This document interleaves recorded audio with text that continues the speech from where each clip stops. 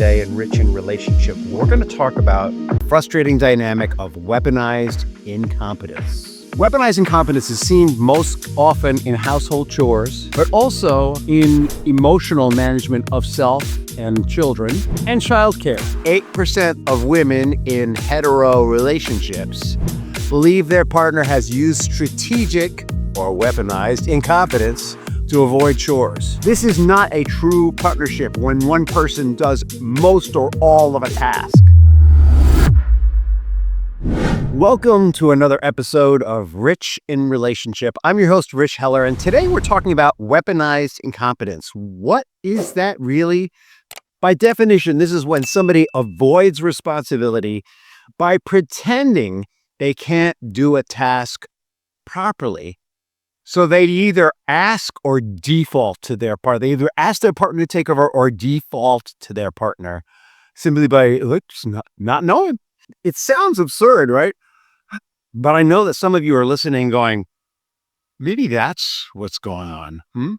A listener asks, if I ask him to help with the laundry, he messes it up and he says I'm better at it anyway. Is that really an accident? Well, doing a task poorly or claiming inability so the other partner takes over is by definition weaponized incompetence. Now, we know that everybody has different skill levels. Everybody does things to different degrees, better or worse. But that doesn't mean that not everyone should share in the joy of doing these tasks, particularly if they're tasks that nobody enjoys. One partner might be better at pot washing. Another partner might be better at emptying the dishwasher. Does that mean that one partner should always wash the pots and that other partner should always empty the dishwasher? I would argue that's only true if they really enjoy the pot washing or really enjoy emptying the dishwasher. A 2022 YouGov poll found that 58% of women in hetero relationships believe their partner has used strategic or weaponized incompetence to avoid chores. 21% of men actually admit. Now, whether the rest of these guys are lying or whether they're just unconscious of it, the jury is out. Weaponized incompetence is seen most often in household chores, but also in emotional management of self and children and childcare. It is not unusual for one partner or the other to dismiss themselves from it by being unconsciously incompetent or by consciously deciding they won't do it. What's the difference, you ask me? Let me explain it. All human beings learn in the following way. The first thing they do is they learn something consciously. Sometimes we learn things unconsciously just by being in an environment. But if you actually want to learn something, the first way you learn it is consciously. Let's pick an example, like driving a car. When you first get into a car, you don't automatically know how to drive it. You make a conscious effort. You make a conscious effort of figuring out what the pedals do, what the steering wheel does, and what the handles do. And if you had a stick shift, which I grew up with, how the stick shift works in conjunction with the pedal, that takes very conscious effort. As you become you start out as mostly being consciously incompetent at driving a car. You do it carefully, you do it slowly, you do it with the help of somebody else, you preferably do it in a controlled environment. I learned how to drive a car on a dirt track in a circle in my cousin's backyard. It was a relatively safe environment and with a lot of guidance and help. That was when I was 15. You started out being consciously incompetent. You suck at it. You practice. You become consciously competent. You practice so much that you start becoming unconsciously competent, meaning you don't have to think about it anymore. Most of us, when we drive, don't need to think about it much. Oh, we need to watch out for the other guy. We're consciously watching out for the drivers around us, but we're pretty much unconsciously accelerating and braking and turning the steering wheel. Every now and then we might see something, a conscious jerky motion. But most of our driving is unconscious competence. A friend of mine used to say, You need to let the car drive itself, is what he said to me, which was a way of saying to me, relax and allow your unconscious mind to take over. In terms of weaponized incompetence, the question is, are we consciously incompetent? Are we unconsciously incompetent? And which angle are we playing? When it comes to washing the dishes, some people have never done it. They're consciously incompetent. Some people can be good at it when they're conscious, but if they allow their attention to slip away, they're unconsciously incompetent. What does that look like? That looks like I haven't unconsciously mastered washing the dishes, so maybe I'm thinking about something else and putting it away, and someone looks at that dish and goes, ew. But when I put my conscious attention to it and look, then I do a better job. Weaponized incompetence is either something we're not very good at, but we can be okay at it when we apply ourselves consciously, or it's something that we're not even trying. Now, most of this is about how we're raised, the household we're raised in. Honestly, anyone can wash a dish well. They may not wash it quickly, but they can wash it well. When we're not unconsciously competent at something, we tend to be slower at it because we're consciously thinking our way through it. People who drive incredibly consciously are slower, more cautious drivers. Men, historically, have been excused from domestic labor and a lot of the emotional labor. In the last episode, we talked about how men have still, to some degree, owned the world of financial competence, and they tend to manipulate and keep women through that. And the truth is that women could be just as financially competent as men, but for whatever reason, unconsciously, they shy away from it, sometimes consciously. Hey, the truth is, who doesn't like to be taken care of, right? If the other partner's good at it and they're willing to give us a get out of jail free card, we're going to become incompetent in a way that over time may be considered weaponized. There's a brain pattern excuse that's often used. Men just aren't wired for certain kind of work. Women just aren't wired for certain kind of work. But the truth is that regardless of whether you got a brain that evolved in a genetically male body or a brain that evolved in a genetically female body, there are certain tasks that it does not matter what kind of brain you have. There's a certain level of neuroplasticity, and skills can be learned not just by any gender, but at any age. Well, childbearing, maybe not something men can learn, let's be honest. And there might be things that men are uniquely suited to men that women can't learn, though I'm not sure about that. Women may have the edge there, but mostly there are skills that were not biologically designed to do that can be shared across the board. A Pew Research study done in 2020 shows that in dual income heterosexual households with kids, women still do 65% of the childcare and 70% of the housework. Why? Part of it's socialization. Part of it is, what me worry, weaponized incompetence. Well, there's a cost to playing dumb. One listener writes, he says he can't do it, but I know he's smart enough to figure it out.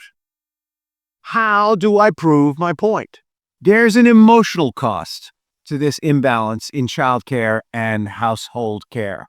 There is a lingering, growing resentment, a sense that the historical inequality of men and women is somehow being maintained, a reduction in respect. This is not a true partnership when one person does most or all of a task. There's a practical cost. It increases the workload for the competent partner, and it erodes teamwork. If what you want is a partnership, not two people leading parallel lives, but a partnership, both people need to learn both sets of skills. I've told this story before here on Rich in Relationships, so forgive me if you've heard it already. But my wife and I can both cook. Now, complete transparency, she is a much more subtly flavorful cook. I tend to cook with intensity, a lot like I do my podcast, right? I tend to like spices. I like a lot of flavor. She's much more subtle with the flavor. You don't want me making something with shrimp in it because you won't taste the shrimp, you'll taste all the spices. You might want me making chicken for you because let's face it, we're eating so much chicken that anything that makes it taste a little different is good. But long story short, we have some family traditions. We have some religious holidays where we have latkes. For those of you who don't know, latkes are fried potato pancakes. And my wife was the latke maker. It's her cultural tradition. And at one point in our relationship, she needed to have some major surgery and was in the hospital. It was actually kind of terrifying for the kids, not to mention myself, though I was in supportive role, and not to mention for her. And the holiday rolled around and she was in the hospital. And in order to maintain traditional integrity, the integrity of our tradition, which communicates certain values of family and togetherness and honoring her cultural background.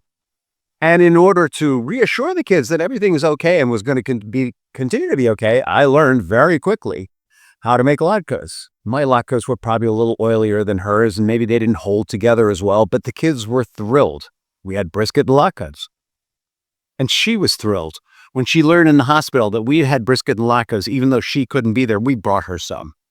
She was thrilled. She was thrilled that I was able to step in and do this thing, not as well as her, but still able, willing, capable. That I didn't sit there and go, I don't know, and let the whole thing fall apart was huge for her. This is the strength of partnership. This is what will destroy weaponized incompetence, is this vision for a partnership where one person, like tag team wrestling, each person can step in and fight the fight. They may not fight it the same way. They may not do certain moves as well, but they can fight the fight. That is what we are battling here, my friends. How do I know if I'm actually bad at something or just avoiding it? Repeated failure at basic tasks without genuine effort to improve might be an indicator one way or the other. Recently we were playing around with a website software, and I'm much better at this than my wife. She jumped in and tried and just destroyed what we were doing because she just doesn't have the experience, the knowledge. It's just not her focus. This is something that I can do that she can't. And I don't ask her to help with that. And the truth is, though, how often do we play with websites? Deflecting to you're better at it or I'll just mess it up is an indication that you're in weaponized incompetence. Note that she did not say you're better at it, I'll just mess it up. She jumped in and made the effort. And then when she had troubles and struggles and I had to fix some of the things that she did, I appreciated that she made the effort. And I said to her, please don't do this again. We need to get this task done. If this was something we did regularly, I might step in and teach her, but it's not. Avoidance patterns show a selectivity. If there are certain tasks around the house that are done regularly that you're just not doing, the chances are there's some form of weaponized incompetence going on there.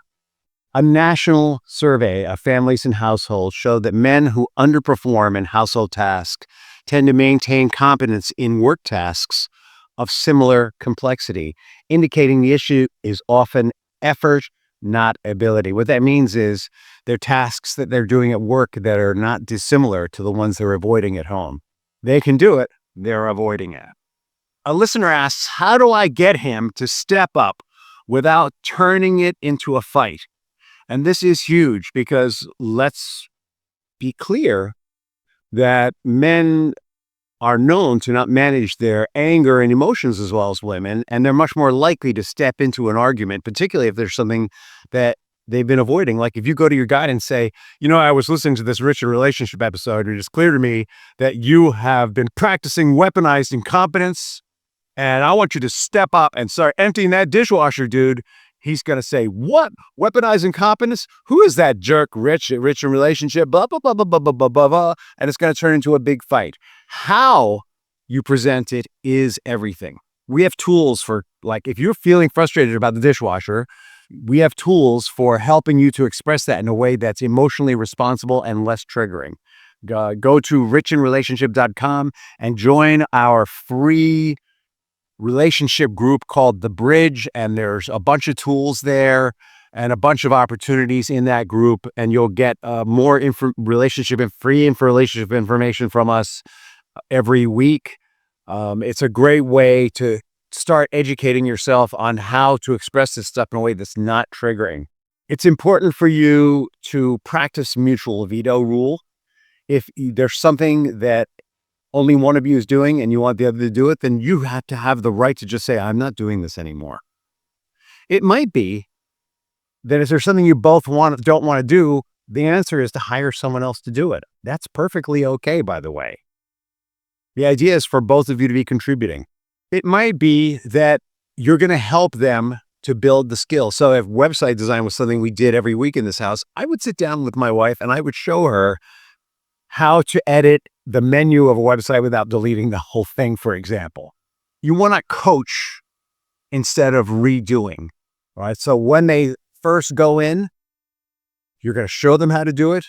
Then if they don't get it right, walk them through what they didn't get right and have them redo it if possible. Research from the Journal of Marriage and Family shows that couples who negotiate task division and follow through see a 20-25% increase in relationship satisfaction over time.